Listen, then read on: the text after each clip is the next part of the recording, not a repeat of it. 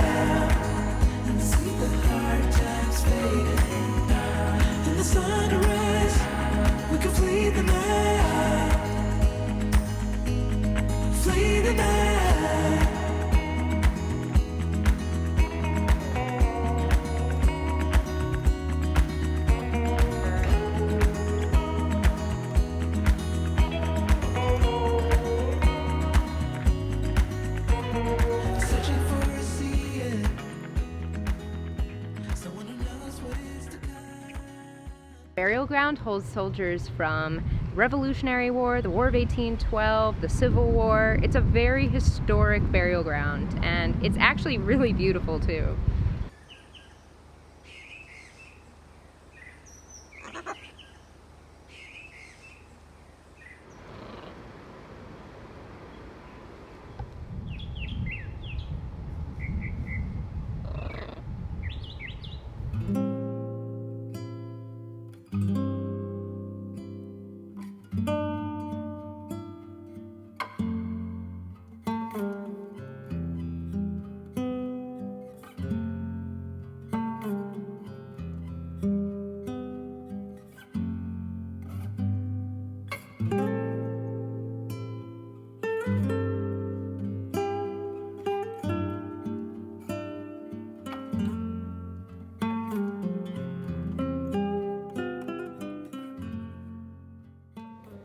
Okay, Jeremy, we're going to see some wild horses. Are you ready?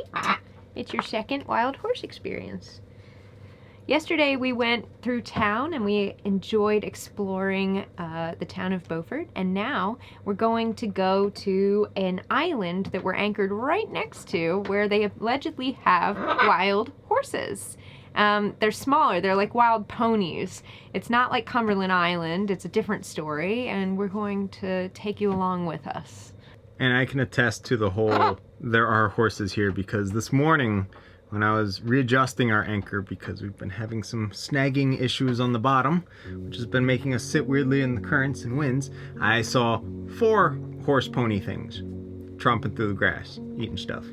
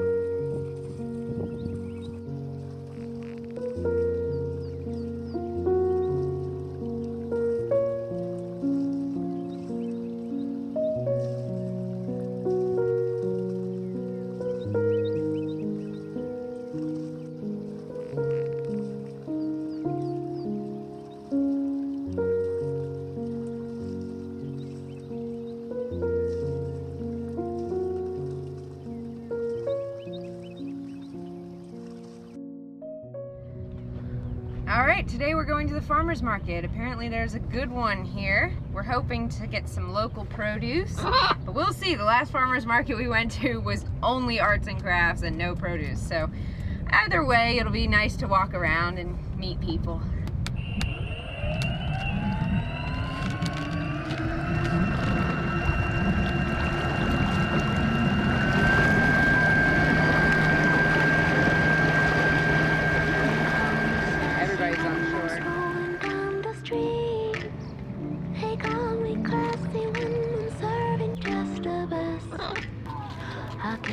Deadly when I find somebody like you. And now I'm like a kitty in a dress.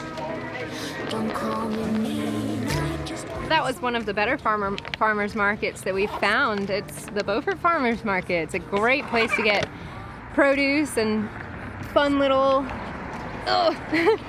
treats. It was really nice. Good way to spend the morning.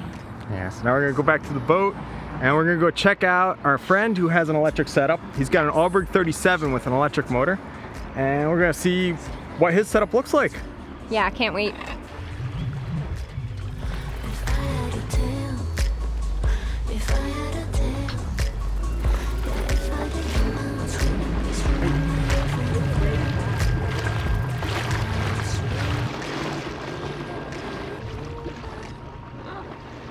All right, so we just had a bit of mayhem. We didn't show it because we were too busy dealing with it, but I'm gonna talk about it right now. Right now the conditions are just terrible for crowded anchorages. It's wind over tide, and the problem is you've got an anchorage full of monohulls and catamarans, some fin keel, some full keel monohulls. So everybody was turning around in a different direction, and we were all just kind of like dancing around each other. Everybody was like coming within inches of other boats, and it was kind of neat to see everyone out on their boat, like with fenders and just working together. But what we tried to do, because we were having a problem with a catamaran that was anchored near us, and he had a lot more chain out than we did. So we actually ran a stern hook out. The problem was we were then pinned against him with the current, with our full keel. So the stern hook really didn't help us very much. So we took the stern hook back up and we ended up just moving anchorages. For this kind of thing, it's really important for people to be aware of the tides and the winds. If any of us had been on shore at the time, there would have been some major collisions. So luckily, everybody here seems to be really nice seasoned sailors, which is great. And we were all kind of working together to find the best solutions. So we ended up just picking up our bow hook, moving to outside the anchorage. The problem is outside the anchorage is also in the channel. There really isn't much of an option here. Out in front of Beaufort. It's a very busy weekend. It's a Saturday. There's a huge fishing tournament going on, so everything was just mayhem. Now we can breathe a little bit, although we're anchored in a tight spot in between a tower and a piling. So it's still not ideal, and we don't really feel comfortable leaving the boat for a long time, but we really want to talk to this guy, and he's leaving in a couple hours. So we're going to take a risk, go and visit him on his boat, and pray that our anchor holds and we don't hit this tower.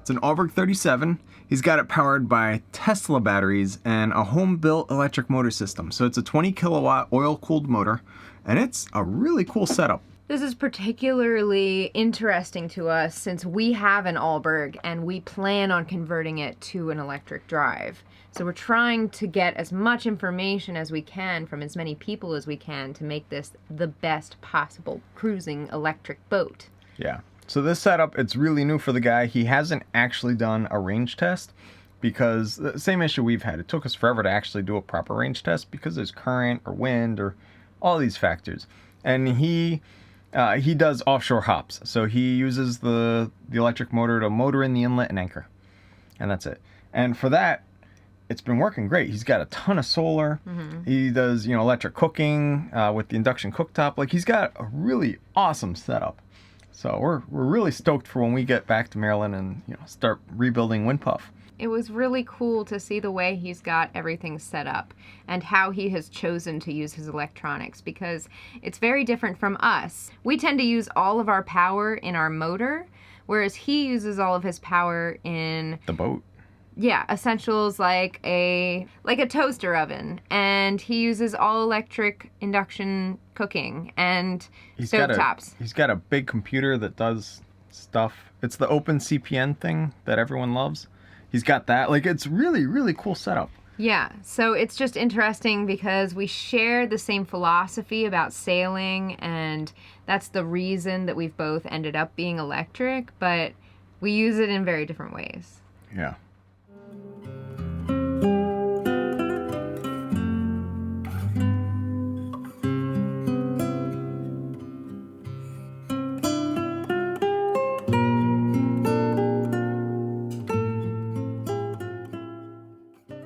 We're making our way from Beaufort all the way up to Oriental. So what Maddie just did is called putting a twist in the main. And you do it when you're going dead downwind. It may seem kind of silly that we're so excited to see Oriental, but it was just a really special stop for us on the way down. Thanks for watching this episode of Sailing Wisdom. Don't forget to like the video, share it with your friends, and hit subscribe so you don't miss the next Rigging Doctor episode. And if you're interested in even more Rigging Doctor awesomeness, consider becoming a patron to see all of our extras. Can't wait to see you next time as you join us out here on the high seas.